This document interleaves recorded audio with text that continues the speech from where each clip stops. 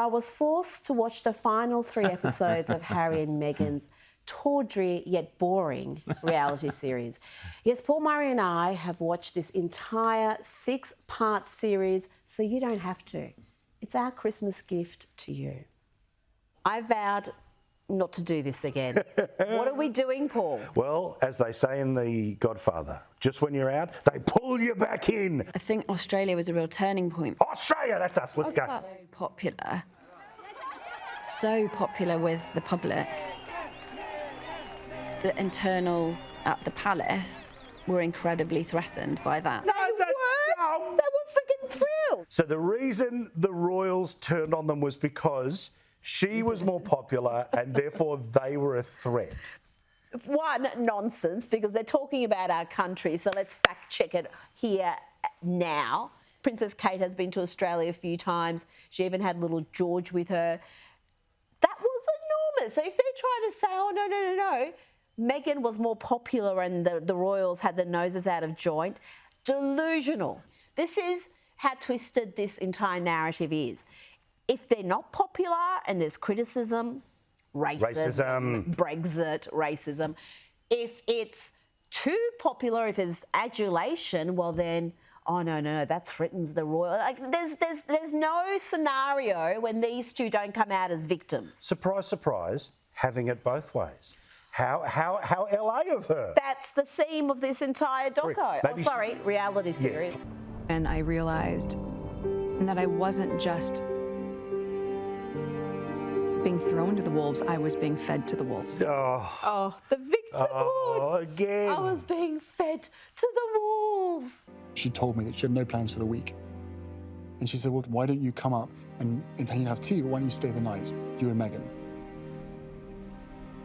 And so right as we're getting on the plane, this urgent message comes through to H saying, you are not allowed to go and see Her Majesty. Make sure that your principal is aware.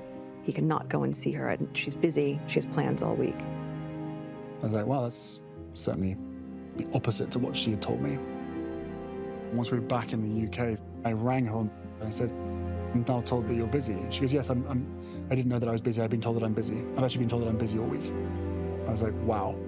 Two things. Yeah. No, you go first. I really hate that they're telling a story about a lady who can't respond, firstly. Secondly, the way that the images go from her being a cute, lovely, grandmotherly figure to sort of this evil empire thing that they're trying to put out there. I was given 5 options. 1 being all in, no change. 5 being all out. Why would they? I mean, you know what? If the palace did present them with 5 options, that's a mistake, because the only 2 options should have been you're in or you're out. 100%. You can't be half pregnant. You can't be having your own jobs, leaking to the media or getting $100 million Netflix agreements to leak about what's happening in your family, and then still show up and cut ribbons and be the prince. Like, pick a lane, mate. Pick a lane. But it became very clear very quickly that that goal was not up for discussion or debate. It was terrifying to have my brother scream and shout at me and my father say things that just simply weren't true, and my grandmother, quietly sit there and sort of take it all in. Terrifying. This is terrifying. Please. Because your Prince Charles strikes me as terrifying.